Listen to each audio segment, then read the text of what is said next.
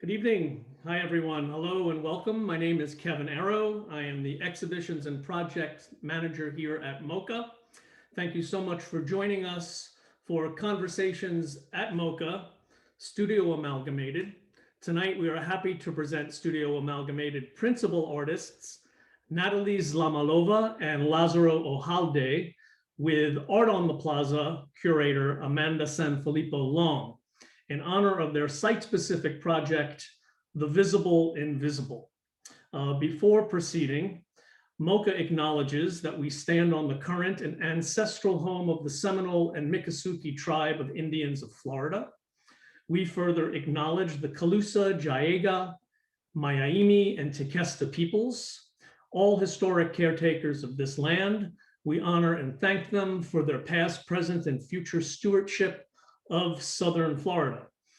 MOCA North Miami's exhibitions and programs are made possible with the generous support of the North Miami Mayor and Council and City of North Miami and the Miami-Dade County Department of Cultural Affairs.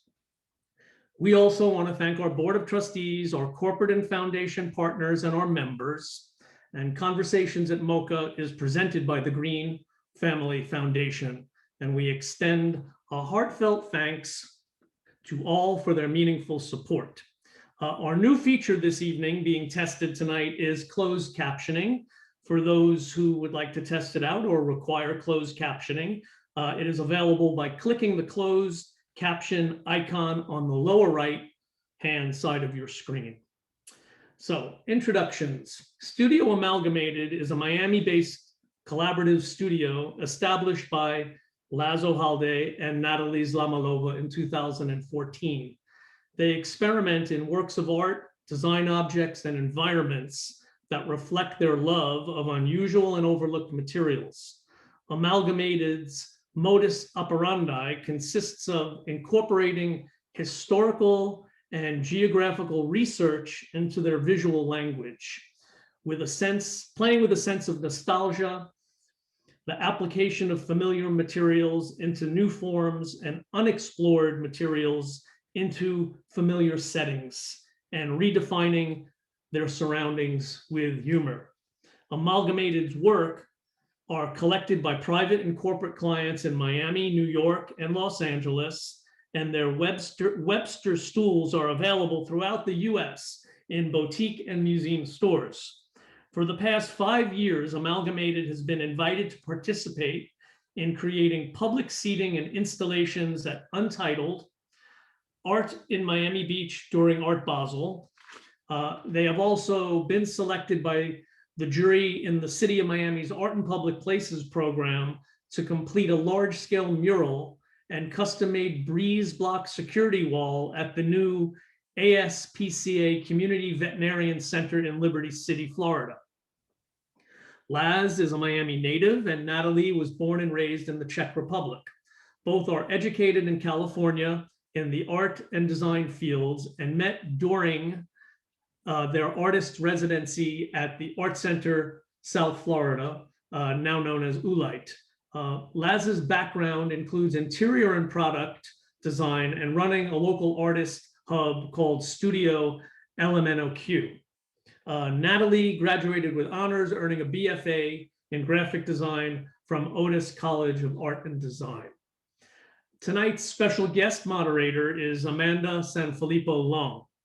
Amanda is the curator and artist manager of Art in Public Places, Miami-Dade County Department of Cultural Affairs, one of the first public art programs in the county, established in 1973. 1.5% of public land construction costs are allocated to the purchase or commissioning of new artworks. With over 800 works in the collection, the program has gained international recognition. Amanda is the director of the South Florida Cultural Consortium and the senior advisor of Fringe Projects, an experimental temporary public art initiative. Amanda has held positions at Locust Projects in Miami, Florida, Creative Time in New York, and the Whitney Museum of American Art in New York, and the BCA Center in Burlington, Vermont. She holds an MA in Contemporary Art History Sotheby's Institute of Art, London BA in Art History, University of Vermont. Amanda initiated and directed Art in Public Places co-presentation of the Creative Times Summit in Miami in 2018, and has published reviews on artists, including Dara Friedman and Pedro Reyes. So please join me in welcoming Natalie Zlamalova and Lazaro Ojalde from Biscayne Gardens, and from the city of Miami, Florida, Amanda Sanfilippo Long. Put your hands together. Hey guys, thank you. Hi everybody. Thanks so much for joining us. I am going to go over there, turn off my camera. We look forward to your discussion, and I'll come on towards the end to field some questions that we'd like to invite our guests to put into the chat. So see you in a minute. See you later. Thank you. Later. Thank you so much, Kevin. And it's a real pleasure to be here. Laz and Natalie, I've had the very good fortune of working with you guys a couple of times through Art in Public Places at Miami-Dade County. But there's so much more to your practice, and there's so much going on in your work. I'm just excited to be able to spend a few minutes talking about your latest project, which is on MOCA's Plaza. First, I should just share a little bit about what Art on the Plaza is. So this January, the Museum of Contemporary Art North Miami, MOCA North Miami, launched Art on the Plaza, which is a year-long series of newly commissioned temporary public artworks by Miami-based artists on the plaza. So this is a real way to get art outside the walls of the museum and share it with everyone. Featured artists have included so far Reginald O'Neill, who inaugurated the series, Studio AMLgMATD, of course, that's on view now. And then there are following, I just want to mention that there's up next a collaborative presentation by Morel Doucette and Stephen Arbois, Nice and Easy, and Naja Moon. So the museum will continue to host a series of virtual programs to coincide with the art installations. And we're very excited to be able to inaugurate those sort of public programs with you, Laz and Natalie. So thank you so much for joining us. I did want to put for having us. it's great. I actually did want to put a question right back on Kevin right before we get started about, you know, the motivation for Art on the Plaza from the museum's perspective. It's so important during this time to offer public art and offer different ways that people can interact with art without having to go inside, without having to go inside of an institution. So Kevin, if you want to share a little bit about, you know, the drive for doing Art on the Plaza.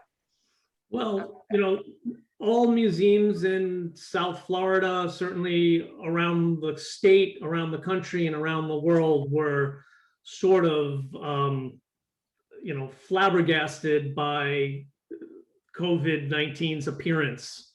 And everybody had to sort of pivot and figure out how to deliver the goods, you know, how to continue to serve your constituents, how to serve the community without pausing, you know. And it took a few moments, but we realized that, you know, the museum has an inside and the museum has an outside. So why don't we activate the outside of the museum? And to great success, and the curatorial process brought us a great group of artists to choose from. I'm really hoping that this type of program continues beyond Naja's project. We'll see. But, you know, at the same time, the museum had an opportunity through the Knight Foundation to realize the Mark Hanforth Electric Tree Project out in Griffin Park. And there's public art all over, you know, Miami-Dade County and the state, and a lot of which Amanda has sort of helped put together. And you can spend a weekend just driving around looking at art and not even getting out of your car if you choose. So, you know, bringing out art into the community and fulfilling the museum's mission, we realized we needed to do this. So thank you. And that's my short answer. We wanted to stick to the mission and deliver the goods. That's great, Kevin. Thank you so much. And we also should say that the program is made possible by with major support from the North Miami Community Redevelopment Agency, North Miami CRA. So we're very grateful for their support and partnership. The city of North Miami really having a trailblazing sort of approach to this, and we're really excited to be able to work with them and with the museum to make these things happen. So without further ado, Natalie and Laz, I really am excited for you guys to share some of the amazing visuals that you've been able to prepare, not only about your past work, but to give folks online a really beautiful view via the photography of Zachary Balber, the amazing installation that is on view currently on MOCA's Plaza in North Miami. If you haven't seen it yet, you have to run there and see it. It's totally amazing. And I'd love to start the dialogue based on images, which is, why we're all here in the artwork. So go ahead and in this presentation, I think Laz and Natalie, you're going to be sharing a bit about, who you are as artists, where you're coming from, some of your signature past works, and then getting into showing us what this new work is all about. So please go ahead.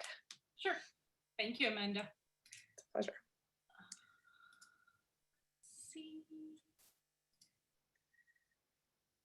And we should be able to see the cover image that we've created for The Visible Invisible. Beautiful. Thank you. Before we dip into that, let's, I think Kevin actually did us a really, really nice introduction. So here's just a different picture of our faces than you see right now. I'm the one on the left. Yeah. I shaved my beard since, but that's okay. But yeah, let's just talk a little bit of some of our selected completed works, with the most recent one being in 2019, just before the big pandemic hit us. We've created this public seating bench installation for Untitled on Miami Beach during Art Basel. And actually, if you want to see it live, you still can, because right now it's being displayed at the Design District on the second floor of Palmport Plaza. So you can still, go take a look at a different sort of installation of this concept. If we can I can add a little something about this. Yeah. Something that we love to do with our work is we're fascinated with the simplicity of a line and what a line can express, which is the simplest little twist and turn or overlap, or even just the addition or subtraction of color. And in the making of this product, or simplified, in the making of this design, we just used the material as a single line with a simple single bend, and repeating that bend over and over and over again started to develop this three-dimensionality. At a certain angle, it appears to be 3D, but then you do realize immediately that it's actually a flat surface and not a 3D surface. So it's all really optical illusion that's going on with it. Yeah, we're also interested in how a line can present itself using different materials. I think that's really a strong visual language in our work and our practice. And this is all lead up to the Visible Invisible that we're currently going to be talking about at some point. Yeah. One project that Kevin mentioned in our short bio is also the Art in Public Places project that we finished in 2019, which consists of the hand-poured cement grease blocks and the terrazzo motif mural. And this concept in itself utilizes visual identity or visual elements to something that's typically South Florida, but we wanted to convey it in somewhat different way. So we've decided to introduce these terrazzo chunks just enlarged on a flat surface of a wall and a ceiling. Yeah, in the form of animals, dogs and cats. To add to that is, Natalie was just mentioning that the terrazzo exists in the cement blocks that we handmade. Then we exaggerated that shape, that scale onto the wall. And if you notice closely, the animals themselves are not perfect. They themselves have little imperfections, which is our little nod to what the hospital is all about. The hospital is there to take in animals that are not perfect at that moment, and they make them perfect. They heal them. So it might be very cute at first, but it does have a deeper meaning. in the way we presented the work. One of our favorite projects was the Philodendron FOLLY, which was a temporary pavilion for Maker Faire Miami at Miami-Dade College. And here we took an element that's typically South Florida, the philodendron, you know, that is present in many yards and in many corners and all throughout the city, but it's blown out of proportion and it comes in a different material, in an inflatable shape, basically. Yeah. I love this piece. That's the end. No. That's the end. Yeah, it's again, it's a material. It's an inflatable. It's what we see on the beach. It is common. We took a common idea, common thing that we come across on a daily basis and try to do something uncommon with it, creating a structure. In this case, it has a jungle-like appearance, has a false garden-like appearance. We just, yeah, it just blew us away when it was completed, because as artists, sometimes we don't know the outcome of some of our ideas, and we love until you really see it in person. And yeah, that sort of blew us away once it was completely built. Yeah, we love it. Displacement was based on the cultural research and the cultural exchange of the grounds of O Cinema in Miami that actually is no longer there. Mm. And the whole concept was based on how time can change a place throughout an era. So what used to be just a patch of land overgrown in Wynwood, you know, then the local Native American nations were, you know, moving through in and out, and, you know, of course, then industry moved in, and we have immigrants and now citizens from Haiti and from the Bahamas, so Caribbean. And the Caribbean, of course, yeah.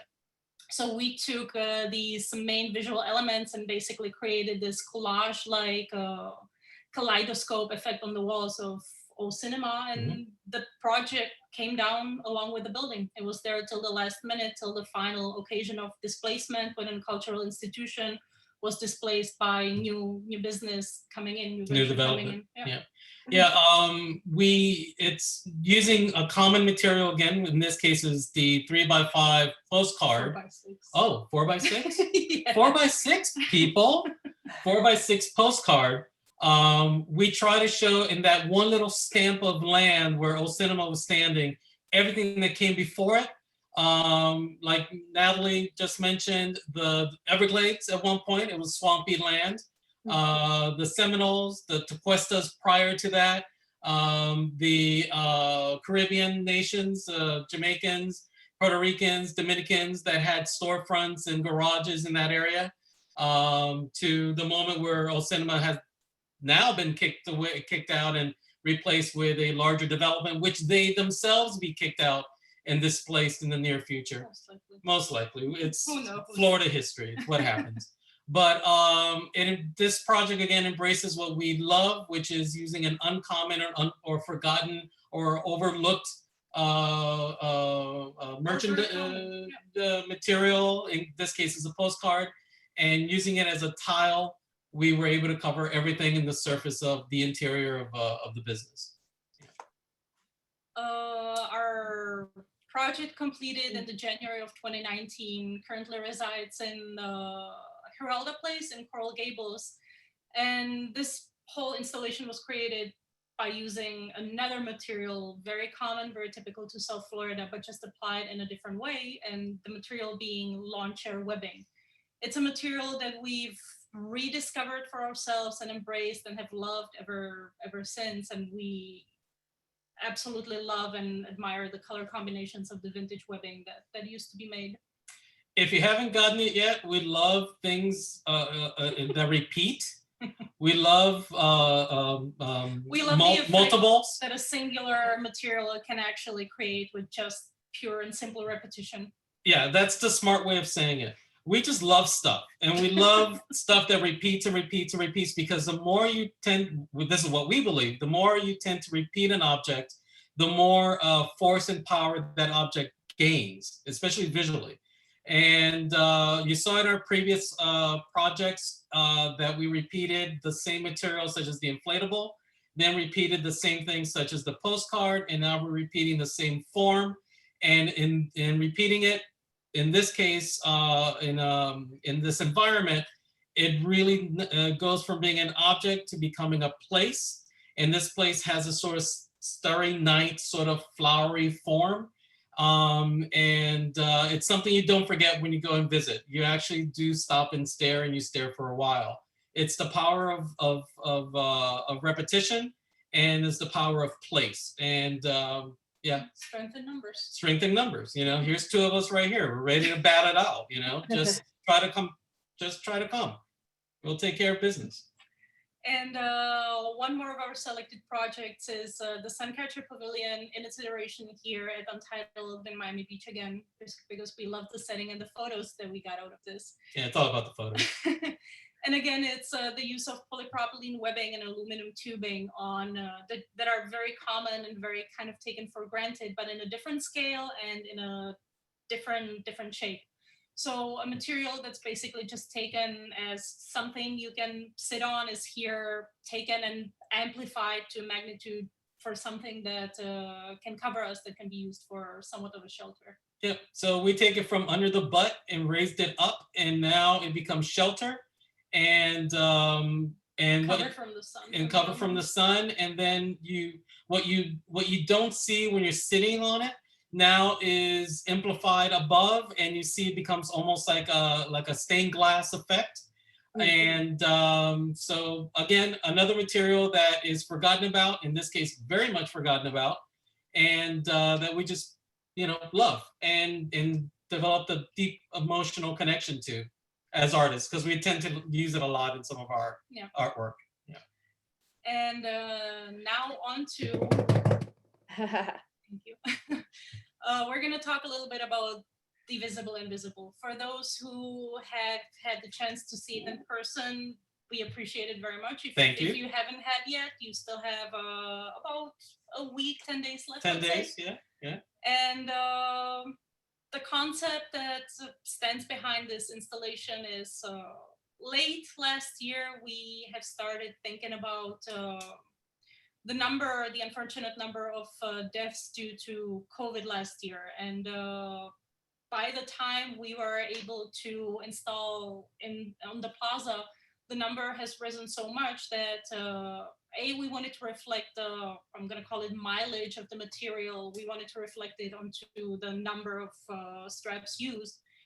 And the number has grown so much that we've just decided there's not enough material we could use, and we are going to turn this concept into something a little bit happier, to kind of represent the connections that we've all realized we actually have through this. How we are all trying to stick together and do our best, and how our actions actually affect one another.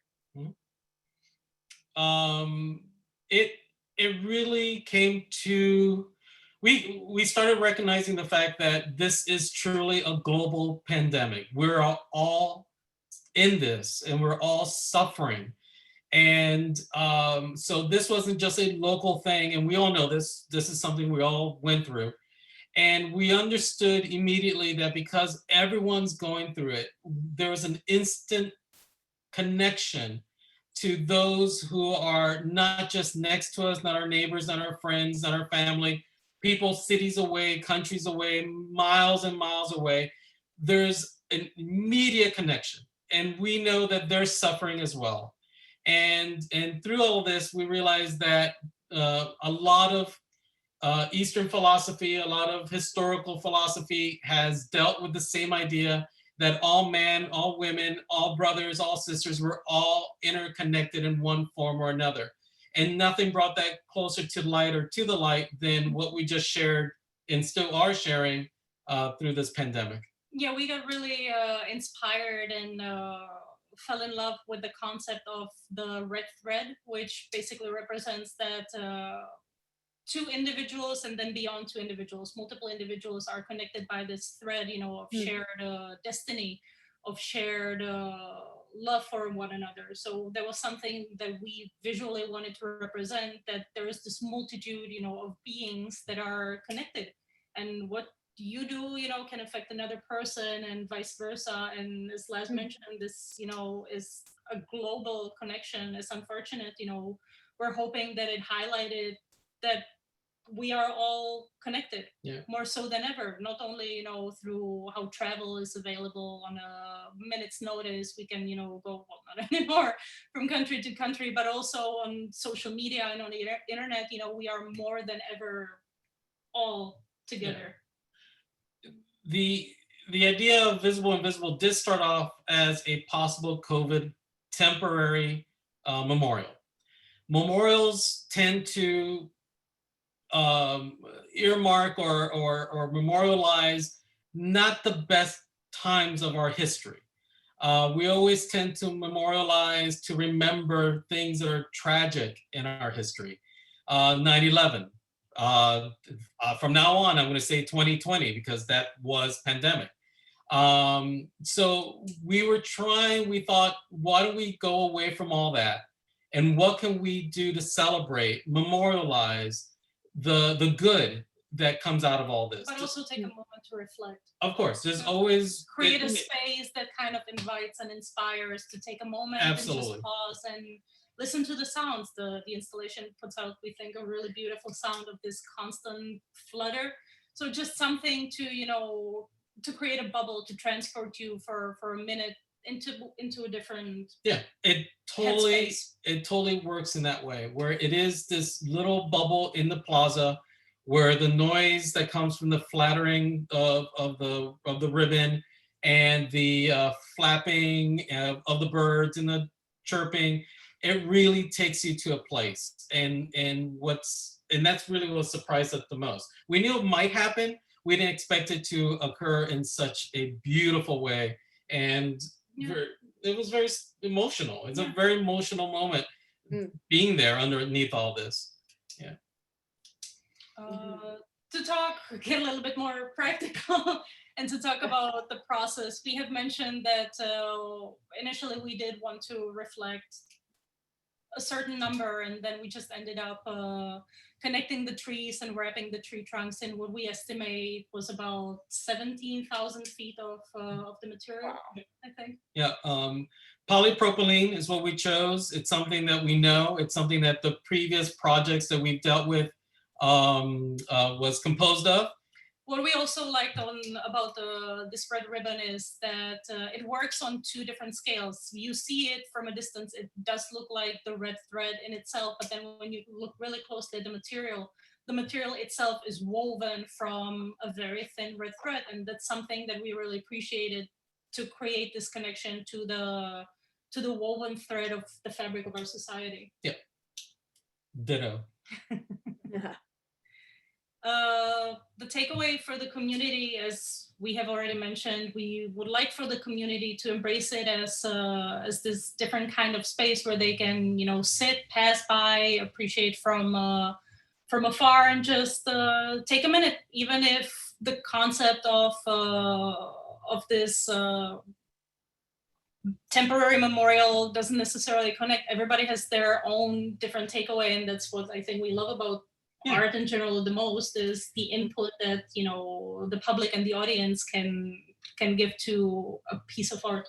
Take a minute, reflect, look up, realize you're not alone, realize you're connected to those around you. These are the takeaways that when we thought of the project, we wanted to hopefully convey that message. And we're extremely thankful to Amanda, to Kevin, to everyone you see on this list. I didn't know we were going to go there, but there we are. Because without you guys, without your trust in us, we wouldn't have been able to create what we think is one of our best and most emotional pieces that we've done today. Thank you, everyone. Thank you, and goodbye. Stick around, hold on. See you later.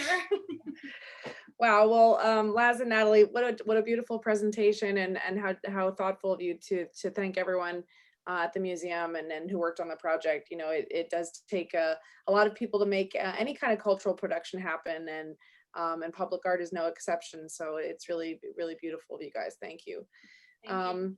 You know, I wanted to take a cruise through because you guys really have brought up a couple of extremely interesting points here. And, you know, one of the things that I did want to kind of talk a little bit about is, you know, your interest in material culture. And the way in which, you know, your interest in these kinds of familiar but unfamiliar in the way you're using them materials, breeze blocks, postcards, philodendron leaves, the webbing, you know, these types of things are what we might call a vernacular or a something that we see every day, but we don't recognize as special or pointing to a sense of place or pointing to a sense of identity. Can you guys talk about, you know, both as artists and also with your background in design and your kind of shared interest in both of those things, you know, a little bit about your interest in material culture. And I actually have a very handy Wikipedia definition of material culture, which, you know, it's fascinating because these things really do matter. They are bodies of study unto themselves, you know, in the world and in art history and everything else. Material culture is the aspect of social reality grounded in the objects and architecture that surround people. It includes usage, consumption, creation, and trade of objects, as well as the behaviors, norms, and rituals that the objects create or take part in. So this is, you know, this is actually a piece of scholarship for anyone listening in the world. You know, it's interesting to think about the fact that these things do matter. They aren't just, you know, casual happenstance, and they have implications both for the way we live our lives and the way we communicate with one another. You know, just to share a little bit about, you know, your interest in design and material culture as it reflects to your, you know, your practice. A lot of our practice, especially when we started working as a studio, was working with materials that were already there. It's materials, there is such an abundance of stuff, you know, in the world. So you can basically, as corny as it's going to sound, you know, you can make anything out of anything. And we love working with the multiplication of materials that have already been created and that brought us to the usage of the launcher webbing that is beautiful. But it's old new stock. It's stock that has already been created decades ago, and now it's sitting around unused. So we collect it and we use it. And interestingly, now it's kind of like this precious commodity for you guys because it's actually an obsolete material. It's no longer being created in its authentic or original form. And that actually also has to do not only with, well, really it mostly has to do with the globalization of economies and things like this. I know that you guys had done some really in-depth research about this launcher webbing, and it actually is so fascinating because it's not only about the aesthetic, it's about all of these things that are connected to the way something looks. You know, what is the history of that material? What does it say about the story of how it exists in the world? You know, what does it say about nostalgia, about leisure, about, you know, memory, all these things. So tell us a little bit about the webbing because it's so important, I think. Yeah, we love our webbing. Webbing we love. Webbing is our life. Here's some there it is. Vintage webbing you'll never see again, ever. You'll never see it again. Because John Smith is no longer making this in Georgia, and Mike Holsovitz is not making this in Wisconsin anymore. When we were starting some of our projects, we were looking for materials that convey an instant sense of nostalgia. Nostalgia is an anchor in our minds. It brings us back very, very quickly to good memories or sometimes bad, or a place in time. And so when we started to make our stools, which is a variation of an old folding chair, but modernized, we knew that we couldn't go with modern webbing. And modern webbing is basically very thick seatbelt material. Okay, yeah. We Totally knew different. we had to go back to the original sources of that webbing that we all grew up with in the 50s, 60s, 70s, and 80s. Well, some of us did. Yeah, yeah. Well, at least everyone down here in South Florida, we But all you know know a that piece look. of That them. look is very, yeah, it's that vernacular. It's that Yeah, signature, it's the classic, you know. correct. And it takes you to the beach. It takes you to the barbecue that you have with your uncle. It takes you to those moments where you shared a cigarette or a beer with your friend outside the house. Very Americana. Yeah, it's totally Americana, very much Americana. And what other people think of America, they always think of a lounge chair, a cigarette, and a beer. So we knew we had to use that material, and we started searching, and we discovered very quickly is in the mid 80s, late to the beginning of pretty much mid 80s, industry went kaput. The lawn chair webbing, lawn chair making, all of that just disappeared off the map of the United States of America. There has been displacement, we can There's call been it, major the displacement. traditional folding lawn chair to products that were more ready-made with more and new, better materials. Overseas, it wasn't only about the American-made chairs anymore, but yeah, Right. It simply became too expensive to make all those different component parts, those specialty parts, to make them in America. And so the material, it's this whole era over. Gone. Mm-hmm. You know, it's Over. just incredible, you know? Yeah. And so we knew that we wanted to work with it. We had to find it. We sourced it. We came across, although the industry came to an end very quickly, we had source material stored in warehouses throughout the United States that just never saw the sunlight at all. And we were able to gather as much of it as possible. And we discovered that as artists, in this case, previous to now, all my conversations really about design and the use of material. But as artists, now we had a new material to play with that has an instantaneous emotional attachment to the viewer. But it's funny you mentioned design, because also for me, from the point of graphic design, and from you from the point of industrial design, furniture design, it's interesting to take this material that is connected purely with furniture and, you know, take it and do something else with it, kind of remove the practical aspect and introduce more of an aesthetic aspect to. Absolutely. Absolutely. And I think we'd had an interesting conversation about, obviously, art and design, because you guys aren't just hobbyists in design. You actually have a professional track record, as you said, Natalie, in graphic and in industrial product design. And so, you know, you bring a lot of these tools to this, and in a way that, you know, it's not only about designing, you know, this object, but it's about designing space, designing the way people use the space. But then, as you said, Laz and Natalie, both of you have articulated, there is a difference between art and design, and that emotionality, or that emotional trigger that comes through. I mean, you explained it so beautifully, and just the ways in which, you know, how does that emotional trigger move the object somewhere else, somewhere maybe abstract, somewhere that, you know, you don't know exactly what you're supposed to do with this thing, but you really get it.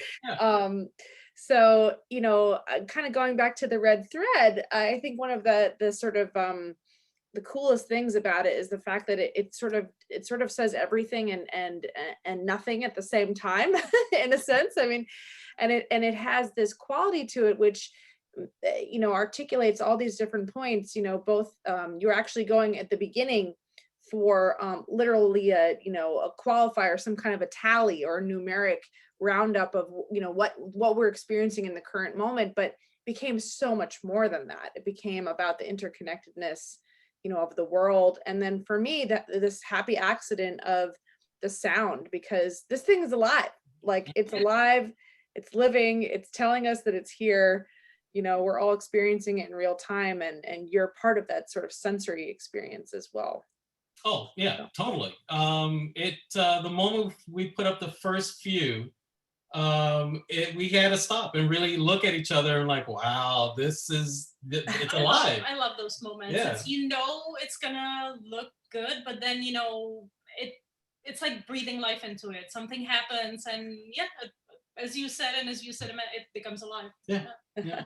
And that's kind of like some of the magic of public art also. I mean, you guys have had the opportunity to do interventions in public space, and public space doesn't only mean outside or the public realm. It also means in spaces that people are. So when you start interacting with life and you get art out of sort of a white box and into a space that is meant for living and interacting with, I mean, it's this clash of worlds. I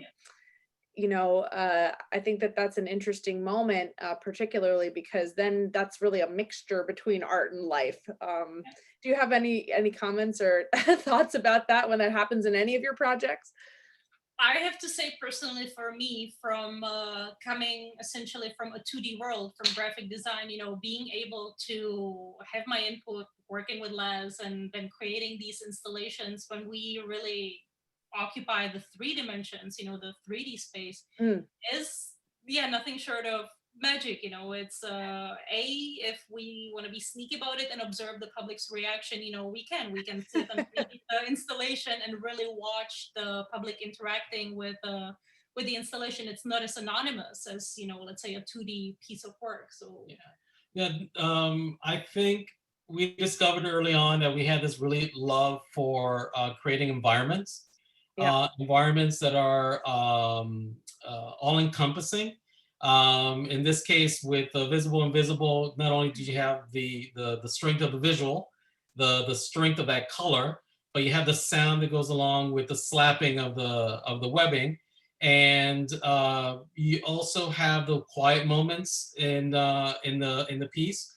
But from I think you saw in most of the work that we've done, it does create a sense of place. Either you're under something, or either you're viewing something that's in 360, or you are experiencing something using your ears or other senses. Yeah.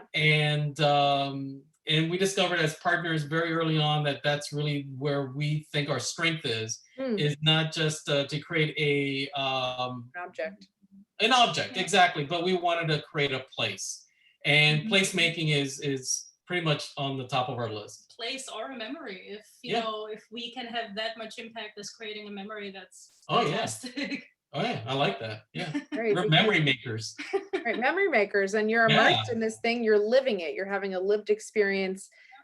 You're fully part of it, and that's really some of the magic of what you guys have been working on, and I think the potentiality for art in the public realm, and stumbling into something that is art and having that kind of experience. Stumble into it. Oh yeah, step in it sometimes too. Oh, yeah, step in it sometimes. Well, you guys are really a joy. Tell me a little bit about what you have coming up, and then I think we'd love to take a couple of questions. And also, please mention where people can find you on the internet and on social media, so they can find you for various other reasons. So yeah, first, what you got next, and then where they can find you. What we got next, I'm gonna do, I would say, a little bit of a promotion here. What's actually currently happening is we've created a design for a t-shirt that the proceeds of the purchases go towards the Clio Institute and Miami Waterkeepers. This is to bring, the awareness to the situation that actually occurred last year at its most critical point in the Biscayne Bay.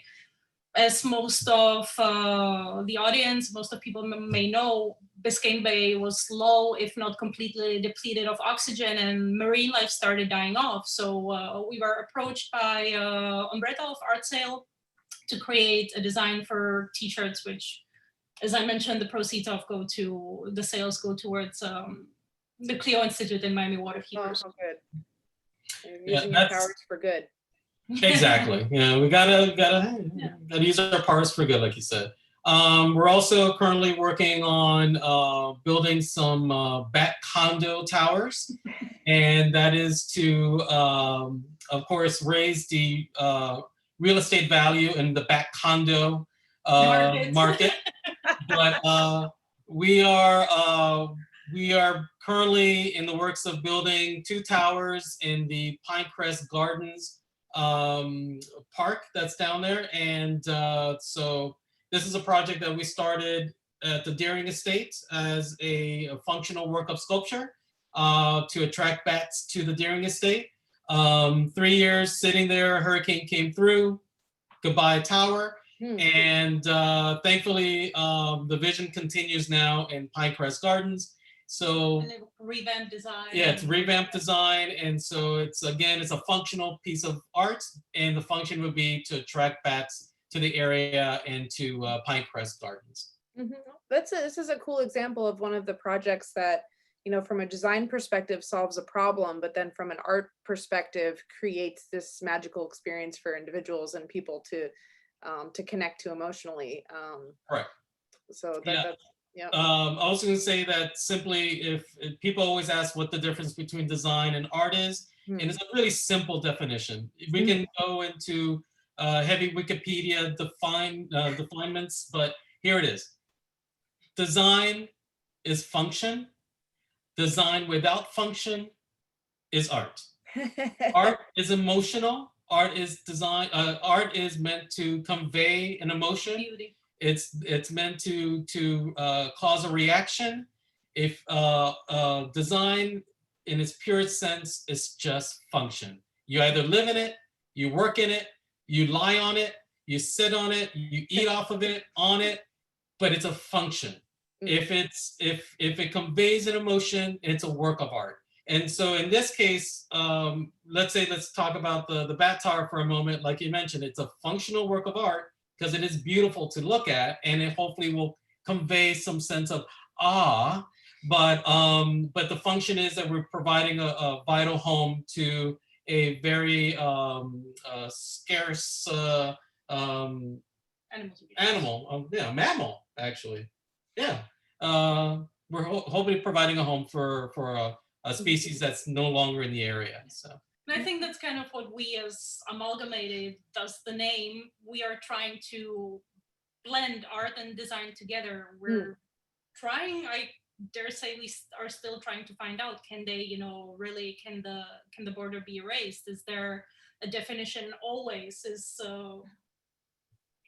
Are the two I want to say disciplines really that divided? Are they really Can that they different? be somewhat, you know, amalgamated into one Correct.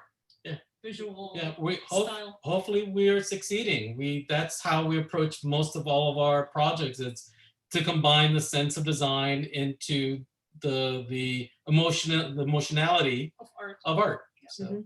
Yeah, well, it's great. I mean, having your contextualizing this work here at a museum is really wonderful, you know, for you guys, and you know, we're delighted to be able to you know, present that work. And I think, you know, from a curatorial perspective, I like that confusion.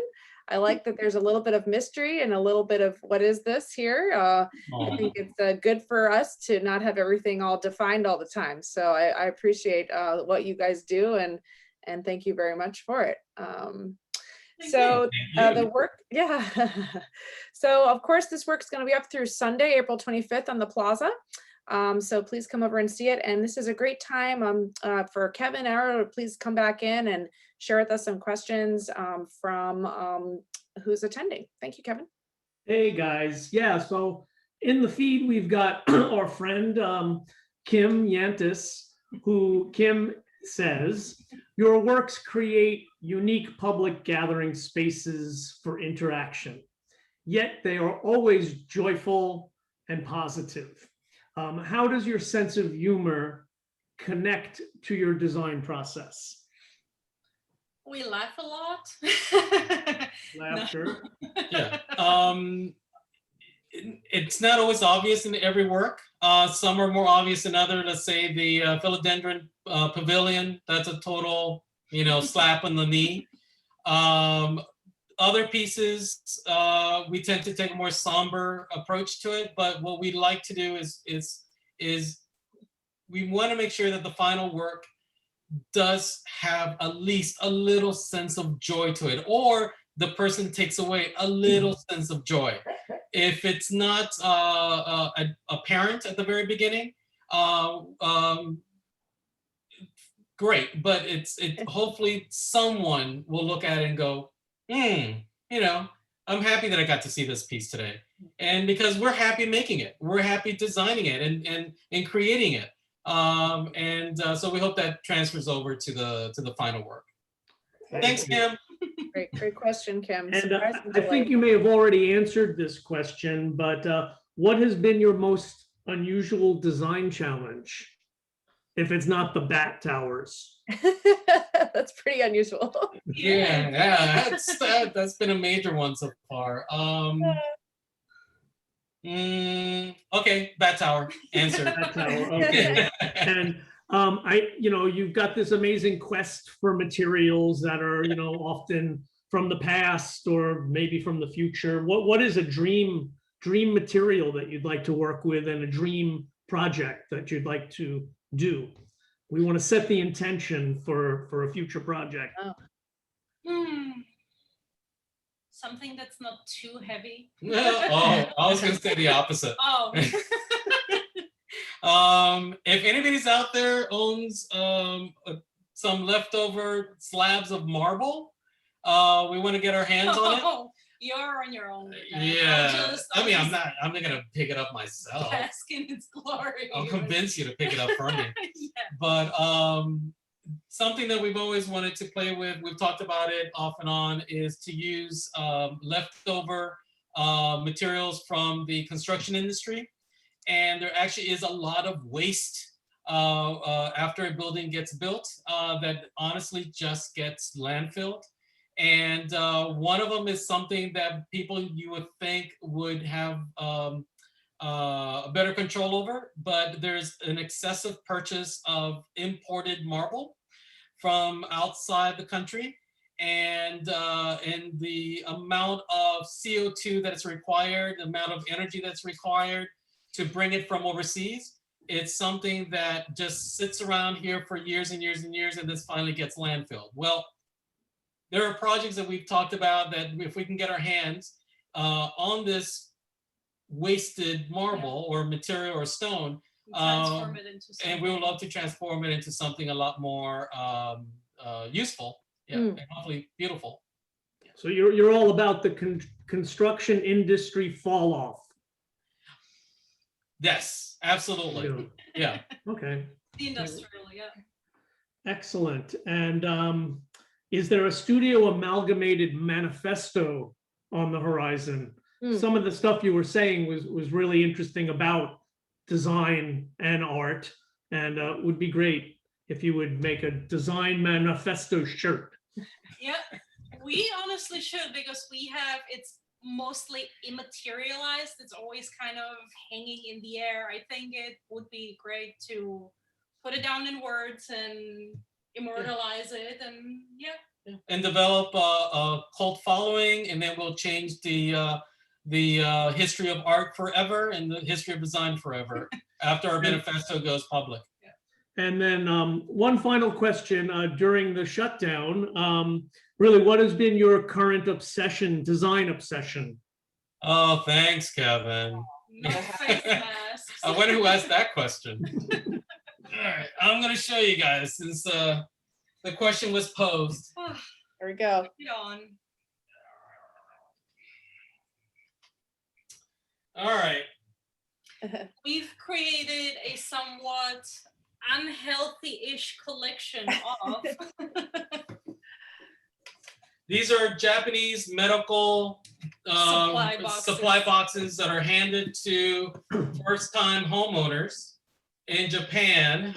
It was from pre-war, and that means World War I, pre-war, World War II, and then after war. And we just started, we fell in love with these. Are they tin boxes? They're papers. Some are cedar, and there's one metal one there on the bottom, but mostly they're just cardboard. Yeah. So then they're laminated. It's hand painted, or it's printed and laminated? It's printed and laminated, wallpapered in the print of the graphics. It's the most simplest construction. It is you can literally crush them with both of your hands, but in most cases they're very, very thin wood that is papered with advertisement, and the drawers, here I'll flex this, the drawers are just paper, cardboard. Yep. Oh, we have in there. What do we have in there? Oh, that's where those were. Maquettes for a Oh, proposal. yeah. Amanda would recognize Amanda those. knows those. Yeah. Amazing. But yeah, now you can see behind us, we have a nice collection of about 30 or 40 of these, and Yeah. we tend to keep adding to it. Amazing. What started you guys on where did the interest for these begin? It's kind of like opening the door similar to your webbing, where it became, oh my goodness, what is this thing? How do I get all of it or the rest of it that exists? And where does the fascination start from? Graphically and Who really knows? gorgeous. No, it was the graphics. I think it was the beers we had that night. And staying up 24/7 nonstop. No, we fell in love with the graphics, and then you discover one, and I think most of everyone would know you kind of fall down a rabbit hole. Yeah. So Yeah, what, researching and collecting and. when you're doing the purchasing, are you aside from the graphic, do you know what the boxes contained? Sometimes nothing, and sometimes they actually contain medicines. They do contain the little packets, with the little advertisements for whatever medicines were present in the boxes. Yeah, we have a Japanese pharmacy in our garage Of expired of medicines. a lot of old expired medicines. And Okay. the graphics to that are just as beautiful as the boxes. I imagine so. Amazing. Thank Well, you. thank you so much for sharing that. Thank you, Amanda, for moderating the discussion this evening, and Laz and Natalie. I think this brings us to the end of tonight's program. I want to thank you again for joining us, and just stick around for a moment while I make some closing announcements that Conversations at MOCA returns on April 28th with a special edition Michael Richards Are You Down virtual exhibition tour with co-curators Melissa Levin and Alex Fialo. And then on this Friday, April 30th, no, it's Friday, and Friday, April 30th, it's not this Friday, but the last Friday of the month at 7 p.m., be sure to check out Virtual Jazz at MOCA with Lando and the Infinite Sadness at mocanomi.org.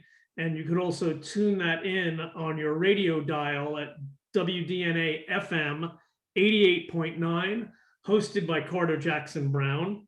And MOCA reopens to the public on April 21st with the exhibition Michael Richards Are You Down, curated by Melissa Levin and Alex Fialo, followed by Collection Focus, Our Beginnings Never Know Our Ends, curated by Dr. Elizabeth Shannon, and that will be available on April 28th. We encourage you all to visit our website, follow us on social media channels, and for up-to-date information, check out Miami-Dade County Department of Public Affairs, Art and Public Places website for all the great stuff that's going on around the city of Miami. Thanks for tuning in. Thank you, Tinasel Rodriguez, for the tech, and everyone at MOCA for helping make this happen. Thanks for tuning in. We look forward to seeing you all next time. Signing off. Great, Kevin. Thank Thank you, you. everybody. Natalie, much appreciated. Cheers. Thank you. Bye, everyone. Take care. Come to Bye. MOCA. Guys, thank you. Thank you. Bye. Bye-bye. Oh, look at that. Bye. Bye. Ciao. Ciao, ciao.